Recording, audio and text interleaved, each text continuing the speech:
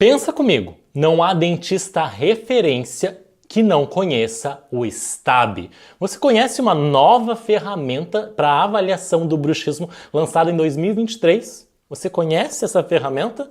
Todos os meus alunos conhecem. O STAB.